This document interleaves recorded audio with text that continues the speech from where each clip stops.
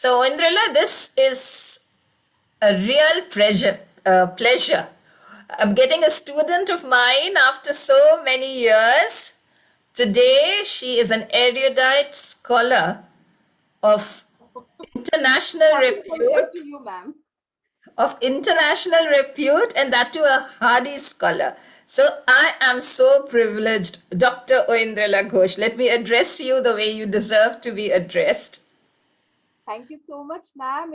It's a real pleasure on my part to have been invited by you, and obviously, it's a moment of immense joy and also I'm very emotional because it's like going down memory lane, sort of reliving those wonder years in school when you had inspired me.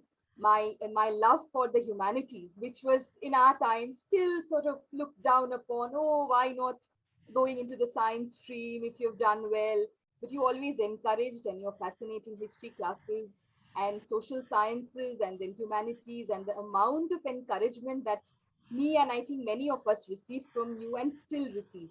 That has definitely worked wonders with us. So I owe this much of it to you too. So, ma'am, so it's a pleasure that you invited me and you just wanted to have this conversation rather than these academic talks that we are always doing. So it's a pleasure to sort of let down one's hair and try to Yeah, be able to speak about what one really loves to. So absolutely. apart from being very privileged to be called a Hardy scholar, which I still am, I think very novice at, and I'm doing there's immense amount of work and studying to be done, but then I love this association of Hardy with my name always. So I'm very happy with the title of the program. So So, Oindrila, I'll call you Oindrila now. I'm more absolutely comfortable always. with that. The doctor is very official and needs to be used for official purposes. I am Yes. Oindrila always. So, Oindrila, what made you choose Hardy? I mean, it's not an everyone's choice. So there must have been something working in your mind for turning you towards Hardy. He's Absolutely. one of my favorite. In fact, I was I telling know. you, he is one of my favorite readers, I and that is know. something, writers, that's something we have in common. Yes. My first acquaintance with Hardy again was in school. And in the plus two stream, we were asked to take this additional paper. And instead of taking psychology and the other ones, I preferred to take literature in English. That's when we were taught one novel by Hardy and a few poems. And obviously, the first novel that I read was Tess of the D'Urbervilles. And Absolutely.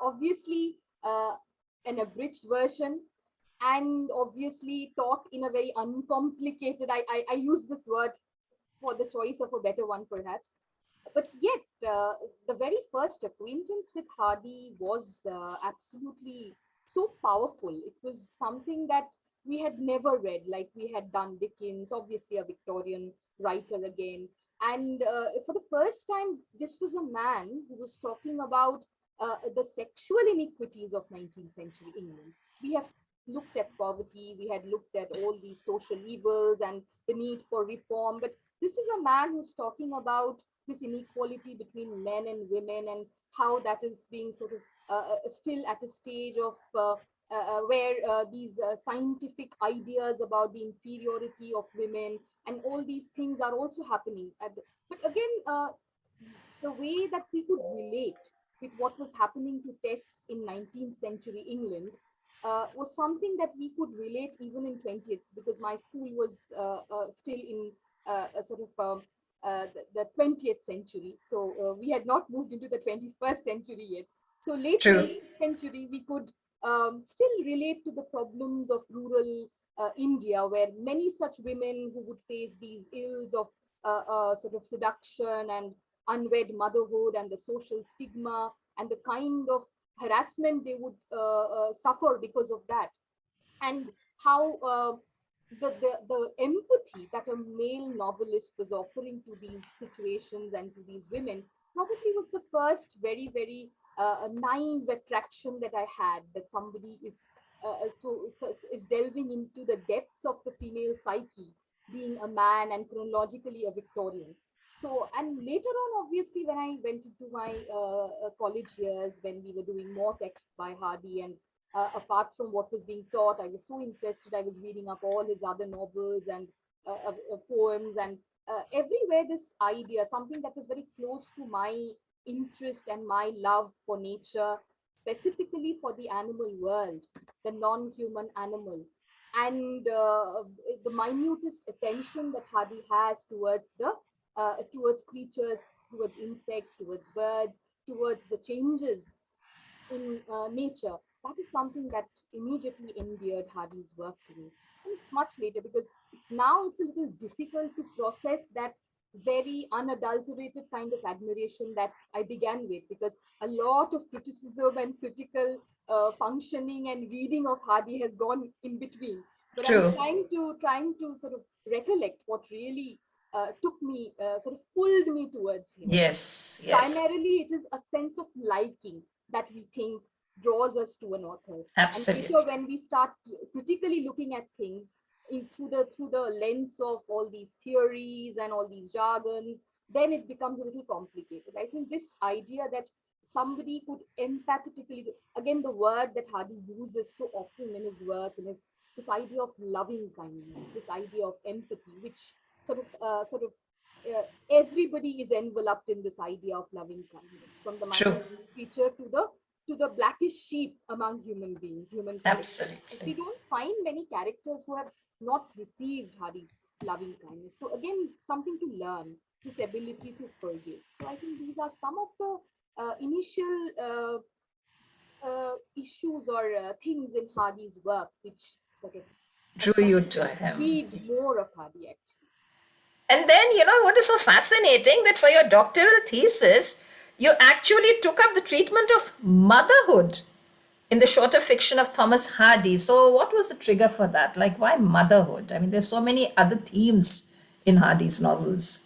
Uh, a lot of issues went into, because when we are talking about a PhD topic, then again the technicalities of why we select it is also very, very prosaic. Nothing to do with the romantic idea of I want to do a Okay. PhD on Hardy. That is what I Yeah. began with, and then when I started doing my literature review, tried to read, and obviously I began my PhD around the year 2005 and six, when the internet, the digital revolution was not mammoth the way that it is today. So obviously, trying to get articles and everything is unavailable, but you at least get names, and this access to Shodh Ganga was also not there, where you have the thesis of all these universities, which today's scholars have access to very readily. But then I started understanding that a lot has already been said about Hardy's novels, his poetry. In fact, too much. There was really very little that I could come up with and contribute at that moment. So it was the shorter fiction that I realized was still underworked and still under researched. And again, I was looking at motherhood, but from the idea of victimization, and probably going back to Hardy's own ideas, because Hardy, if we go back to his biography, was very attached to his mother always. Jemima Hardy was one of the most important influences on Hardy. And probably unconsciously, although of all the siblings, Hardy was the one who got married, much to the dislike of his mother. Uh, Even if he did get married twice, there was a kind of reservation about marriage as a kind of entrapment, and motherhood as a kind of crippling force, which perhaps is a kind of hurdle for women to achieve their full potential. There is this, obviously, to be corroborated through the biographical accounts of Hardy's biographers, Michael Milgate and Claire Tomerlin, and so many other critics of note who have tried to sort of relate to it. So again, this idea that Hardy is very interested in depicting, because he's after all a late Victorian, and Absolutely. the Victorian idea of womanhood is about is is is based on binaries. There is no midpoint. You either have the angel in the house, or you have the fallen woman. Yeah, This like you have in the idea Hindi of movies at one point of exactly, time. exactly. So this idea of uh, uh, perfection, that a woman is either perfect, or if she's imperfect, she's a fallen woman, not worth the home and the hearth.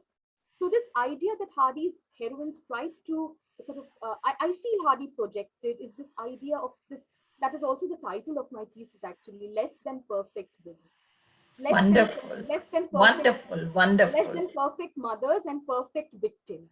So they, even as mothers, when motherhood is being depicted as something that is to be put on a pedestal, and mothers are creatures who are subsumed into this role of forgiveness, sacrifice, and not thinking about themselves, not having ambitions, desires, any kind of other Sublimated. Basically, they are like absolutely sublimated totally. sublimated. So this is something that Hardy's heroines seem to sort of refuse to adhere to.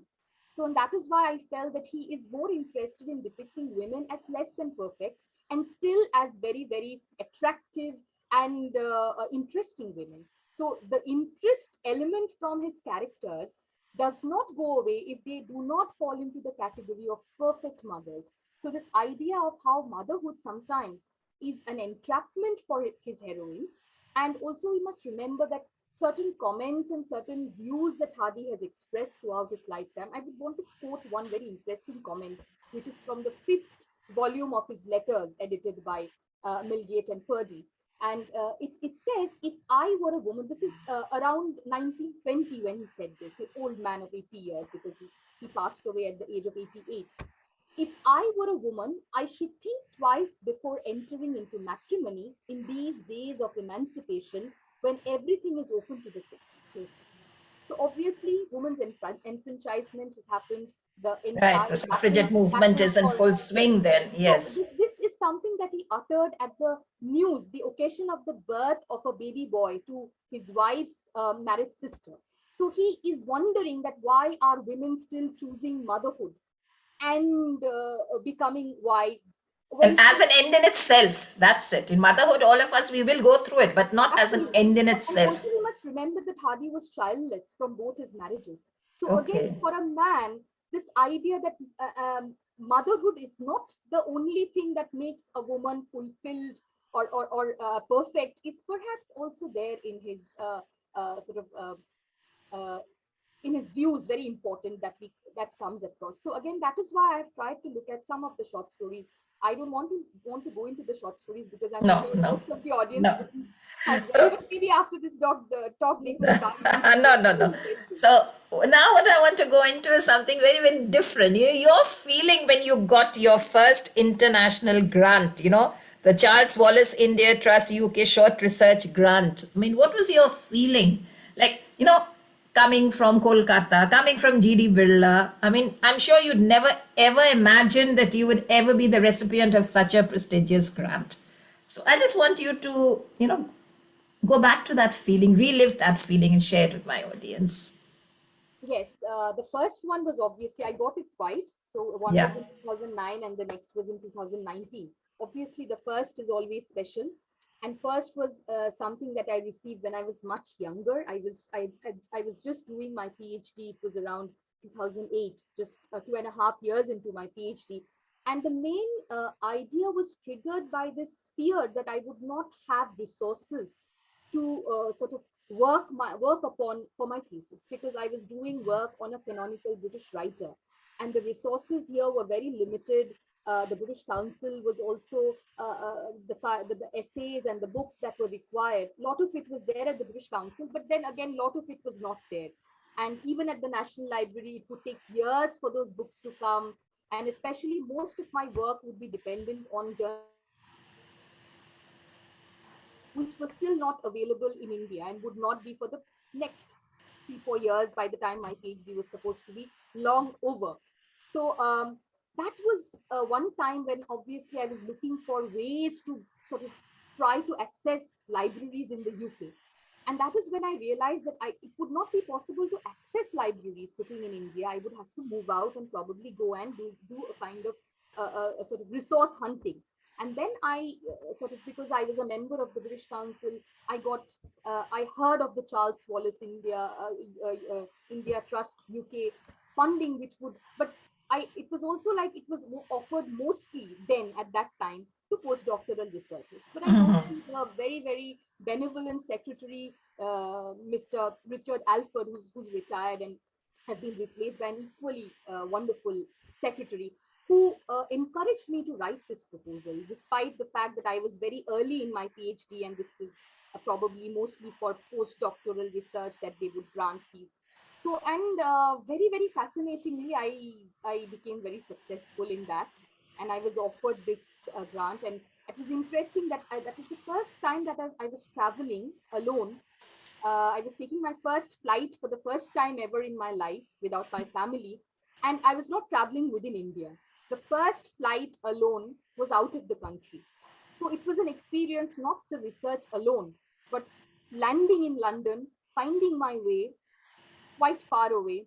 Then every day locating the British Library, walking there every day, exploring the city of London, trying to look at important places that were part of Hardy's work and his the mention of those in his work. So that was a wonderful. So I think I really owe this to a lot of people, my teachers, my well wishers, uh, and my parents. And but again, this was a very life changing kind of opportunity, and True.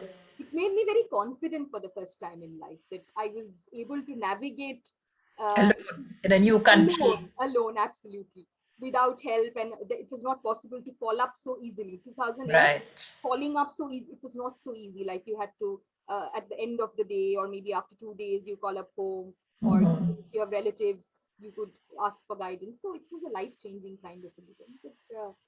And then I started going. I did go to the UK many more times, but the first was absolutely like I was Very so, special. and Yes. yes, How was your first visit to the Hardy country? I mean, I have read about, those Moors and, but to actually be there, to physically be there and soak into that atmosphere, how was that? First, your visit to Dorchester and the Moors. it was surreal. It was absolutely surreal, I and can quite, I can quite imagine that. Yes. absolutely, because it takes around 4 hours, 4.5 hours by the coach from Heathrow, and obviously it was a fascinating experience. You are very tired because you've traveled so much, and then again for the next 4.5 hours, you're on the road, and but when you reach, it's like a dream come true. Like you're soaking in the same kind of very romanticized idea Exactly, kind exactly. I of can imagine the when Hardy cottages had over at there, a point the in time. fens, I mean,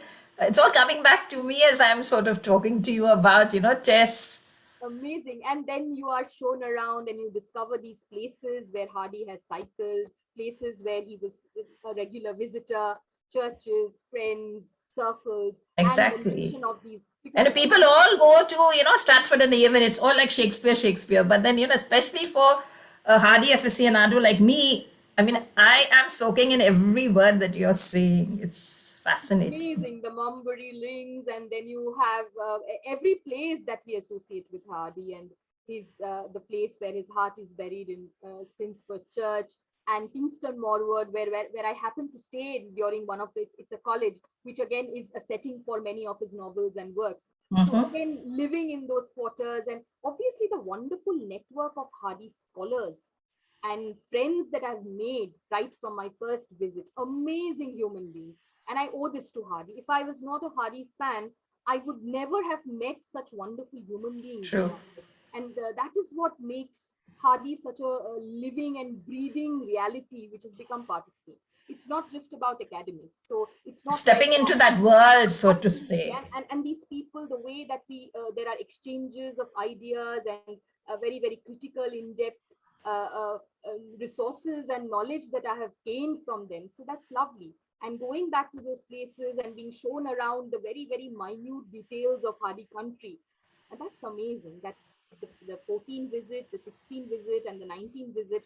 All have like I still feel that there is so much more to see. So much more. So much more And to then you have a picture of Stonehenge, and in Test of the D'Urville, there's that image, that final climatic, resting place of yes, yes, of Test. So when you actually stepped into that hallowed ground of Stonehenge, did that flash in your mind, absolutely, that and that it scene, was that fun scene? because I was doing this trip with other Hardy fans.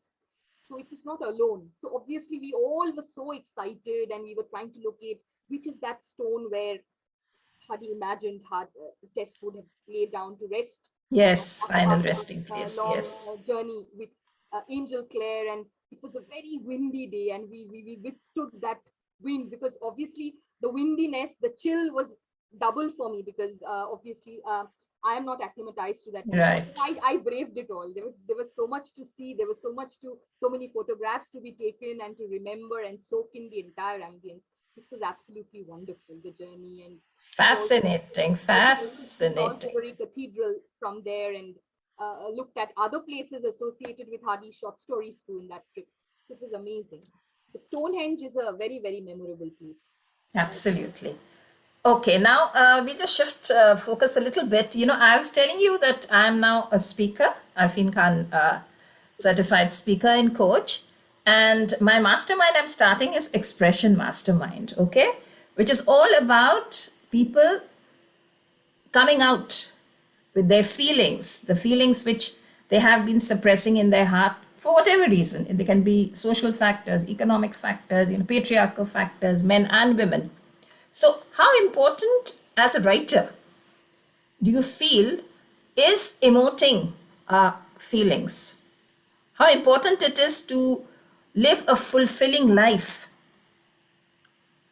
emotional expression or emotional uh, outbursts? How important is it to be sane and live a life without stress, to de stress yourself? uh, Emotional outbursts. Yes, I think even if we try not to have emotional outbursts, we do have emotional outbursts. It's something. It is not always volunteer. So it will happen, but again, at the cost of not harming others.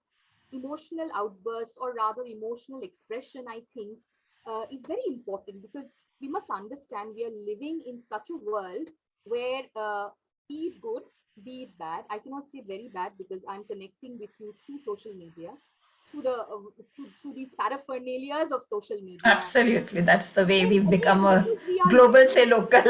absolutely. Because otherwise, my profession wouldn't work for these 2 years if I say that social media and all these technical aids are all bad. Of course, they are never a replacement for the personal touch that we always crave as human beings. Yes. But then, because we live in this mediated world between the real and the virtual, and always there's a possibility to touch up our lives, as I would say. So again, this repression of emotions, probably we are having a fight at home, generally speaking, and I we have a talk, and I try to sort of, Push that back yes, out of it's your like come mind. with a smile, and then the background can be dimmed, and my I can be touched up. I don't look so flurried as I would have done had I walked out from that fight and started entered a normal situation where people would observe me much more better, and my body language would also have. So again, these are there. So that is why this idea of social media has also become very, very difficult to tackle, because we repress, like we decide with who are the people that we are going to put a like for, who are Yes. these people we are going to comment, and is she really popular, is it going to help me if I promote her, if I say, oh, you're wonderful, is she going to give me something back? So again, these are forms of emotional deprivation and repression. Instead of this idea that we used to have of, if somebody is wearing a beautiful dress, oh, you're looking so good. But on social media, we think 50 times whether we say that or we don't. Or how is it going to be taken, because it's going to be a public comment and all these things. So, again, a lot of artificiality has made our emotional lives very deficit, I personally feel. And it's necessary once in a while to forget all these sophistries and be yourself, The because niceties of yes, a sometimes civilized being. you may be labeled as a very, very outspoken, or a very, very short tempered person, but again, if you are speaking your mind, you are actually being at peace with yourself. You are maybe becoming a little unpopular, but you know you're telling the truth, and maybe a few months or a few years down the line, people you're saying the truth to will also value your truth. They will realize that, oh God, this is exactly what she said. But then we did not like it because we are not used to this kind of a. So again, For me, it's a little bit easier because I've always been that way. But again, Yeah, so that brings me to academia. I mean, what were the challenges you faced in the academic world? Because you believe in calling a spade a spade.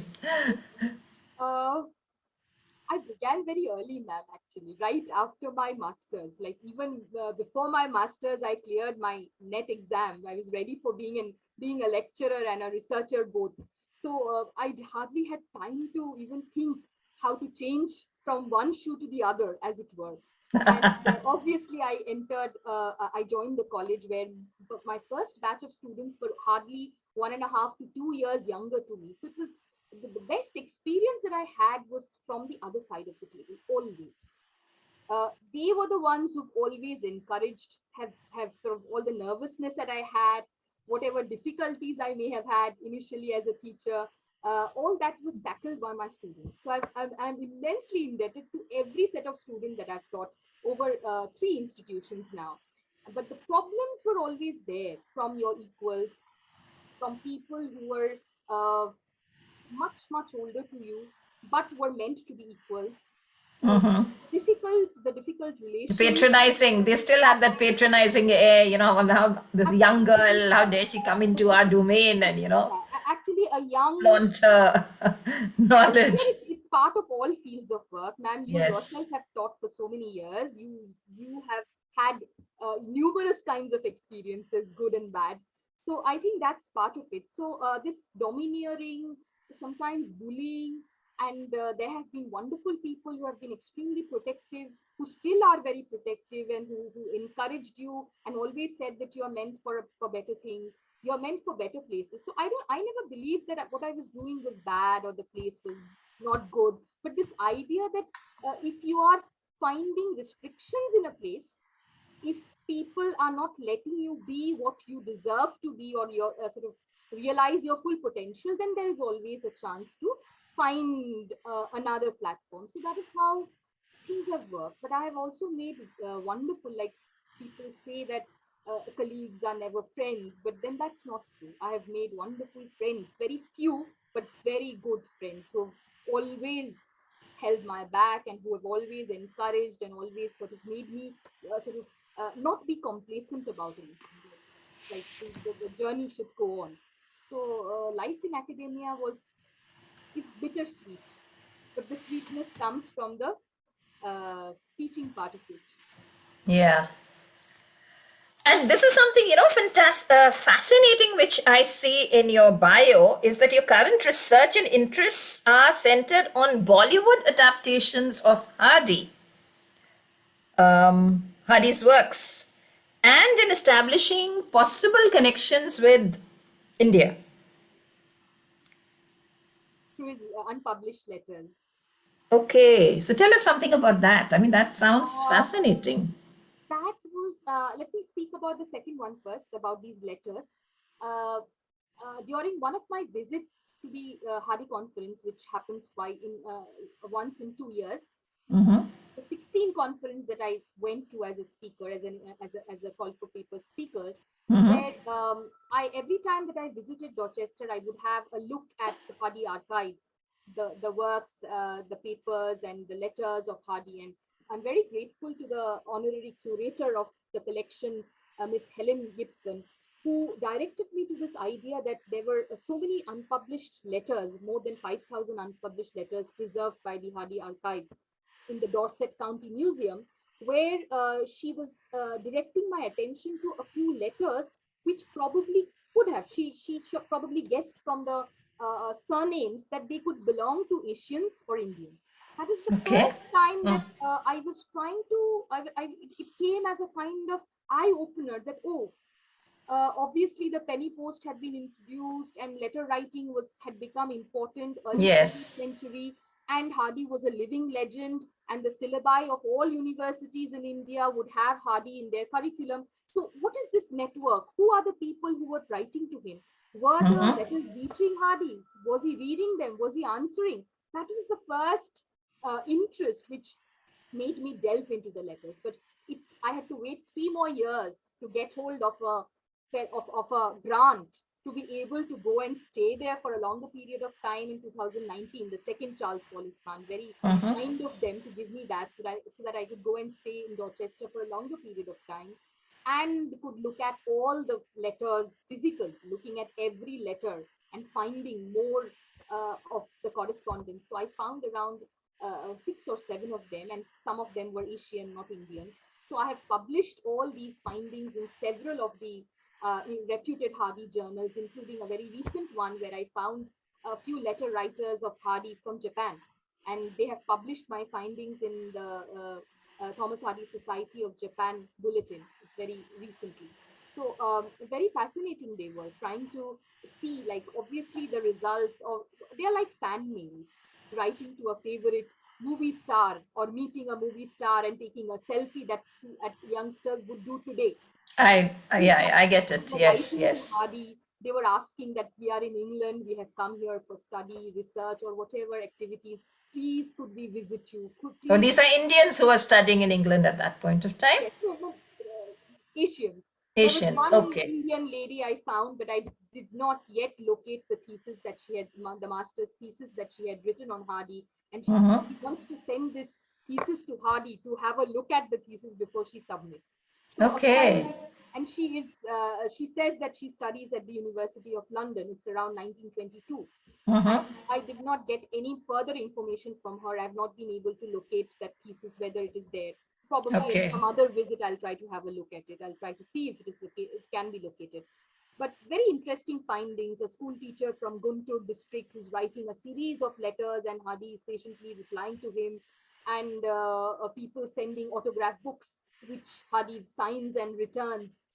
And amazing, his penciled replies are also preserved along with those letters. So a letter Very from, magnanimous of him. I mean, being an author of yes, that sometimes stature. he did. And often, and obviously, sometimes people were also very, very rude.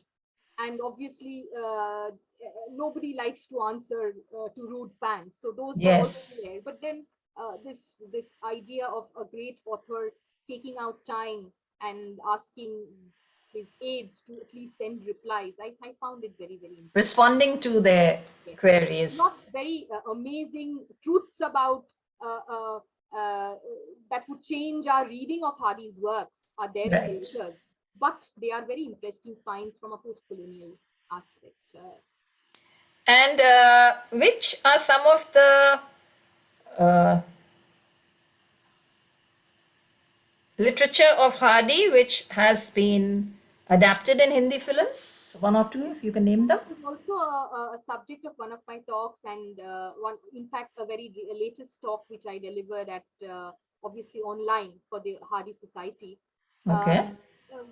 I was mainly looking at these two Hindi adaptations of Hardy's Tess of the Diabo Wheels. One was Dulhan Ek Raat Ki, 1967, movie by Okay. Dharmendra, and the other one was Prem Granth, I think 1996 or five. I've got a rusty with dates. But both these movies do not directly acknowledge Hardy or his plot, but the first one is a very, very faithful uh, sort of replication, and in a very somber way, of Hardy's Tess of the Diabo Wheels as a tragedy, and also a partial sort of similarity with the Mayor of Casterbridge is Film Yeah.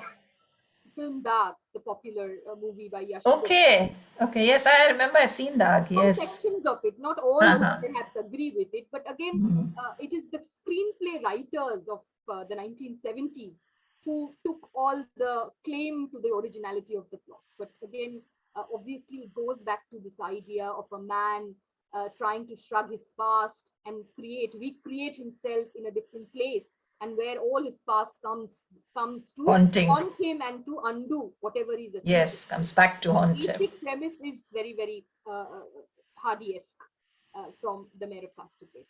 But again, Dulhan Ek Raat Ki is something that I would recommend as a very good sort of the kind of cultural appropriations or the transformations that have been done by the director suitable to the Indian audiences. Right. Adapted it for the Indian, taste, so to say. And very interestingly, like done, the different issues of the seduction, the issue of the unwed motherhood, the child, alive in the case of Hardy's novel, dead in the Right. case of the Indian movie adaptation. All Hmm. that is very interesting, and obviously and it has been well received by the international audiences to be told about these in detail of how Bollywood, which caters to every section of Indian society, not just the erudite, people who have never even entered school classrooms would have become acquainted with Hardy through these movies. Through So these that I Bollywood think is a adaptations. personal kind of achievement for sitting Yes. down and adding to the graphic novel. Actually speaking, this generation is not going to read the novel. So at least get a flavor of it. And now you have been awarded the fellowship of the University of Surrey Institute of Advanced Studies for 22-23. So what are your plans in that context, Oindrila? Plans. I was first of all very elated. I have not really hoped much because I was already said that it was a very, very competitive one, and obviously one for which you had to convince the UK academic who would be your host with your proposal, and that is when they would, if they found it to be good enough, they would put in that bid because you couldn't directly sort of apply for the fellowship. So I was lucky. My proposal was honored and liked by the person who was going to host me. Very noted. I'm not giving out the name right So away. congratulations, Again, I applaud you thank you so much. from my heart and wish you all the best on this Yes, very, very important, part of your journey as in yes, academia. because this is not a lot of people have asked me whether you're going away currently and not. No, this is a fellowship grant which is meant for being hosted for a term, probably 1 to 3 months, depending on the funding that is available or Available. the Yes, funding that yes. is adequate for. Obviously, I travel a longer distance, so the Hmm. funding is a set fund. People traveling from from Europe would be able to stay longer. So that's Right. not the point, because the idea is that the fact that I was able to test myself again and sort of make a win again, that is more important to me in a world which is constantly being sort of bothered by these varying mutations of the COVID virus. So we don't know. I really don't know when or where or whether When I it's will going be to able to travel materialize in, and go and yes. stay and do my work. But the fact that I have this very bad habit of constantly testing myself and sort of becoming very bored with complacency, or oh, I have achieved this, then let me sit and not try, not study. So this is the satisfaction that I have from this fellowship. So that is what made me happy. Then later, let's see, because this is scheduled to happen towards the end of 22 or early 23. So So we'll keep our fingers and toes hoping the crossed that world you improves actually. and making travel possible. That is all that Yes, I can do. yes, that's true. Even my daughter is now practically now stuck over here and she can't travel at all. Otherwise, she would go to Europe every year Yes, practically. yes, I know. I do follow your posts, so must be very, very annoying and depressing. Also, I feel the same. Yeah, it kinds of, limits you, your horizon, because how much can you do here? And how much more you can do when you go there. So, Dr. Rajiv ji, Dr. Rajiv Agarwal, uh, do meet my former student, Dr. Oindrila Ghosh. I hope you're enjoying this Yes, yes. Hi, deliberation. Ghosh, Dr. Ghosh. How are Hello, you? I'm fine. Nice to see you. Nice to meet you. Right, right. So it was very nice conversation, Thank you. and maybe I am not fond of literature very well, but movies for sure. I have seen many movies in Hindi. So So he's a financial wizard, by the way, yeah, so I am doctor in Okay. finance. Yeah. You So are we are doctor talking in about literature. finance for women. Remember, in the morning we were just talking about that. It's very important We for have to women know to their also. finances and get them in place also. Yes, yes, yes. Right, sir. What I found is like means conversation is a very good art, which means literature gives you habit of speaking. That is what I don't have. In finance, you can give me any topic, I can talk for hours. But if you start conversation on different things, I have no idea. And with me, it's absolute opposite. If you give me figures, I go blank. Even me, all of us, No, no. humanities. For me, if you ask me the balance sheet I signed in maybe 1986 for Bank of America, I can tell you figures. Okay. Just imagine. So Okay. figures are, we keep figures somewhere in mind. When context come, we can bring it back. Photographic memory, it's all there. The mental, the computer, the God's Yes, computer. yes, yes. So finance is my area, but I really enjoyed your Thank you conversation so much with Vijanti boss. for taking out the time to join us. So I can see now how they grill us in selecting topics in PhD. I can understand it's very difficult to find something new in Exactly. old means finance. Still, I find that it's a big field, and we can find many things in this which are new.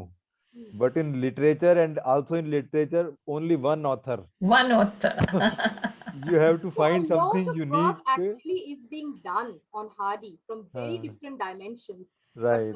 unfortunately not much in Asia, not much, not Uh. In our part of especially the in world, India. yes, But in the yes. But UK and how do you find similarity in current lifestyle as described by him maybe 100 years? I don't know how many years before. his dates are 1840 to 1928. You see, Oh, Dr. 1840 Agarwal, to we are 1928. going through that paradigmatic change, which, Uh, England was experiencing then, just coming out of that Victorian patriarchy. So oh, okay, we actually okay. going through that now. Now, Much later, actually. Much later. It's like the Industrial Revolution came much later. The Renaissance came here about 200 years after that. And after oh, that, now it's of the women coming into their own, yeah, yeah, yeah. taking up professional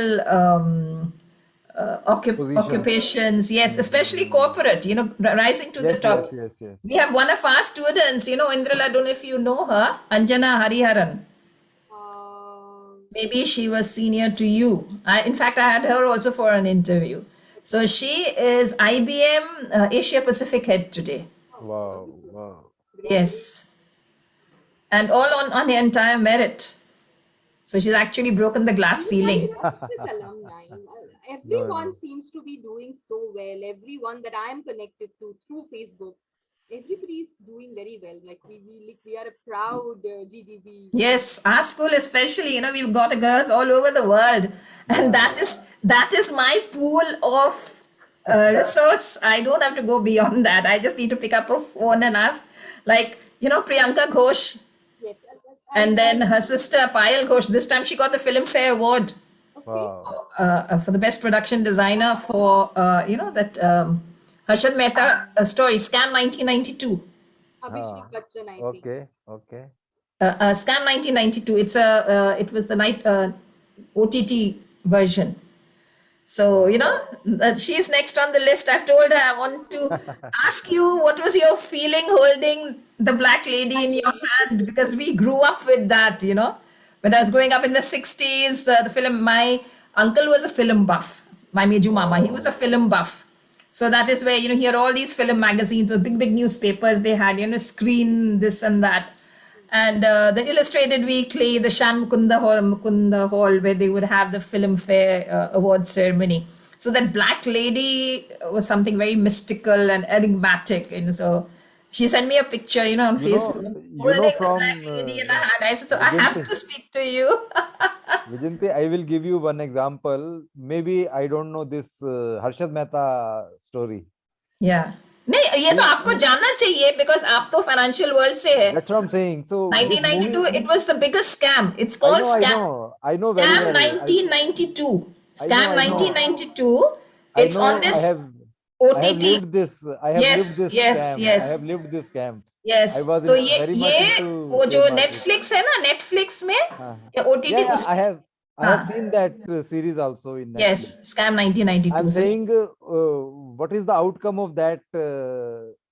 Rakesh Jhunjhunwala. नाम तो सुना है. Yes, हाँ. So he was one of the employee of Harshad Mehta, and Mm-hmm. now you know his net worth. How No much? idea. No idea. More than 2000 crores. Just imagine. He was just an employee of Harshad Mehta, Mm-hmm. but chartered accountant at that time. He just joined him maybe for 1 year. After that scam, he Mm-hmm. left. Mm-hmm. But what he learned in 1 year Was has brought enough. him 2000 crores. That was enough That education. was. Absolutely from the master. So he has learned the tricks which Mehta was applying, and he has applied same in the share market. And all Right. money he has made is from the share market only, nothing else. Okay. Okay. So we don't know who learns what What from and where how he exactly? applies where. Absolutely. Absolutely. So, Oindrila, this has been a pleasure, all round pleasure, in spite of all the initial hiccups that we had. No, We couldn't go on Facebook, but I think this was much more better, more clearer, and then Yes, yes, it's being yes. recorded. So I'll put it on Facebook, and those who really are, literature aficionados. So, would you like to say anything? Uh, as I would like to thank you again, and it was a pleasure talking to you, conversing you after many years, and of course talking about Hardy and in a very very sort of unadulterated kind of way of my genuine liking and why I like Hardy. That is usually not what I do at present. It's about very very critical aspects of Hardy's writing. But Deconstruction. I always feel the minute you begin the deconstruction exercise, somewhere the charm and the romance of literature goes but then away. this was extremely wonderful, and also trying to trace my initial wonderful milestones of my life. And obviously the Frank Finian was also a very very important one, which I think I forgot to mention. My first visit to Dorchester and being given the Frank Finian award by the Hardy Society as a scholar who is interested in Hardy and who has some potential. So that was a very memorable kind of moment. So again, this journey of being still of having taught for 16 years and completed my PhD in 2013, and yet still being part of Hardy scholarship. So Yeah.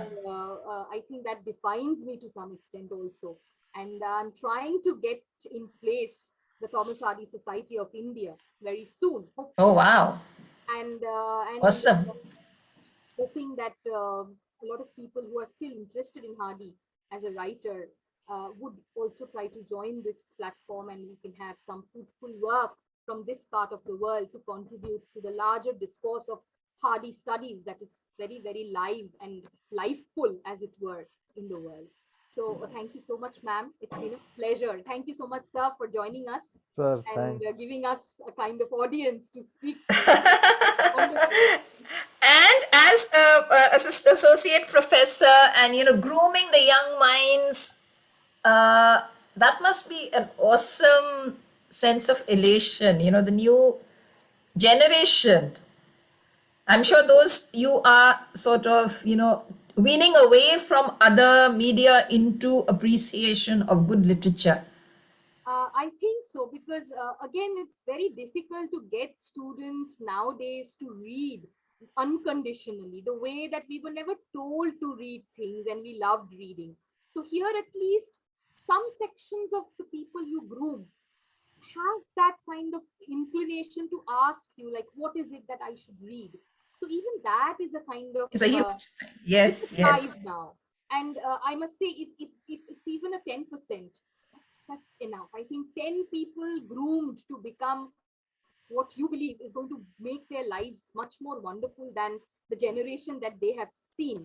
I think that is enough. Out of all the students that I've met and I'm meeting, because this was a very different this was a different experience being at a women's university. You have so much work to do.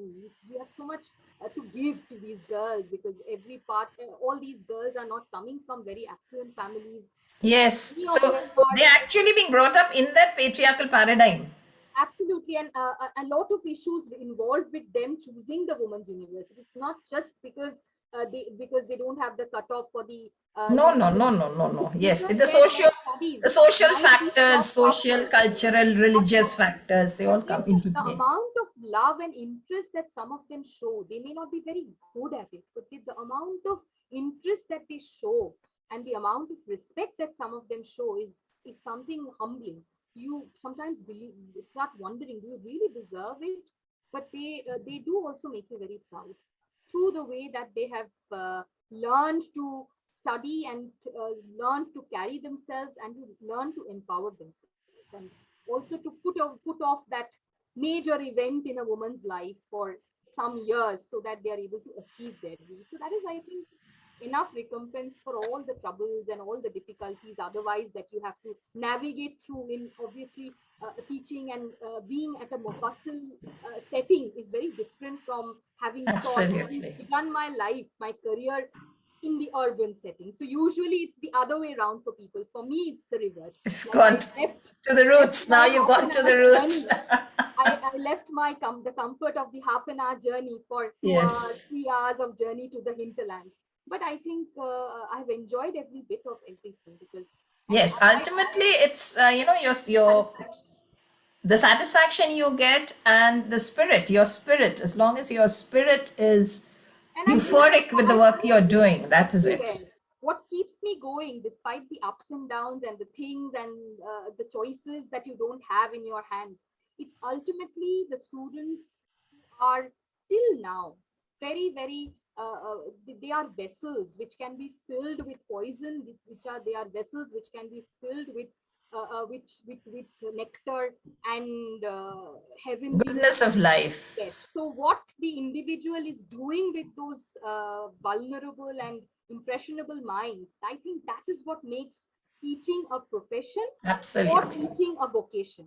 And I Yes. will always try to think of it as a vocation. For me also, you know I that. know For that. me, teaching was never Always. a profession, it was always Otherwise, a you wouldn't vocation. continue for the extra years, giving everything, because you could stay there and sort of enjoy your retirement and just sit back.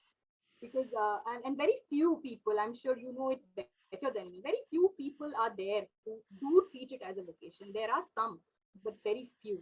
So that makes a life a little difficult also for the people who think of this as a vocation, because there could have been a lot of alternative things that many of us could have done, but teaching is something that we chose because we loved it. Yes. That's why whenever I introduce myself, even as a coach and speaker, I say yes, author, coach, speaker, podcaster, blogger, and always a teacher, because at heart, that is something I'm always going to be. A teacher first and foremost, and last. So, on that note, Oindrila, I thank you from the bottom of my heart So please for do. coming and spending such a long time and giving us such wonderful insights, not only into Hardy's writing, but your way, your whole persona, how it has been formed, all the various influences that have made you into this very, very powerful, competent, erudite woman of today. I'm so happy. Thank I'm you so so proud much. that you were one of Thank my you. Thank you. students and who kept in touch with me throughout. We have been in touch actually right from the time you left, True, even absolutely. I before left school Facebook, in even 2000. before Facebook. The year 2000 was my ISC. So it's been, this is the Two 22nd decades. year. Two 22 years, decades. ma'am. 2 decades. See all my gray hair. Me too. Very My nice daughter, to hear you. my daughter is 40, 41 now. So am I, 40. So So that's what I'm my saying. You crazy all, side, my I'm daughter. bringing with everything that's made me, almost like going back to Ulysses. Can you finish poem Ulysses? So Yeah, yeah, beautiful. I love that. The yes, Lotus yes. Eater is the one of the I'm most, part of one of the everything. finest poems I read was the Lotus Eaters. Uh, One thing, Hardy was from UK, na? Yes, Right. British Yes. Right, British right. author. And Shakespeare was also from Italy. No, Oh, he no, was no. Also UK. Very much also UK. UK. Stratford on Avon. आप next time England जाइएगा, Stratford Ah, on Avon जाइएगा. okay, okay, okay. So who was from Italy, Venice? Italy, you have Ven Machiavelli, Florence, you Machiavelli. have the great artists, Leonardo da Vinci, you have Leonardo da Vinci. Okay, Michelangelo, okay. all Leonardo the da Vinci. painters, the Renaissance painters, But the Tintoretto, literature contribution from Venice. that is pronounced as that? Dante? Dante. Dante, yes. Okay, okay, okay. Very good. Thank you Uh, very much for your enlightenment. yes, yes. And of course, Machiavelli, because Indira Gandhi was known as the Indian the woman Machiavelli, you know. That Oh, ends okay. justify means. आज यो तो आपका financial world में तो वही होता है. Ends justify means. And No justified ethics. means right, No right, ethics. right, So who gave that? It was Machiavelli. right. The Prince, I remember I read The Prince, you know, the original Prince in English translation for my master's in Jadavpur University. And where he Oh, says, you know, what is the most important quality of a good ruler is he must have the courage of a lion and the craftiness of a fox. oh, yes, yes, yes. The two Both are required. qualities, as crafty as a fox and as brave as a lion. And that was epitomized in none other than Indira Gandhi. So she was known as the Indian Machiavelli. Okay. Yeah, yeah. Good, good, good. So chalo, gupshup to chalega once we start. So Yes, yes, on yes, that yes. note, let us say bye, and Thank Oindrila, you. keep in touch. Sure. Okay? Thank Bye. you. Thank you Bye. very much. Bye.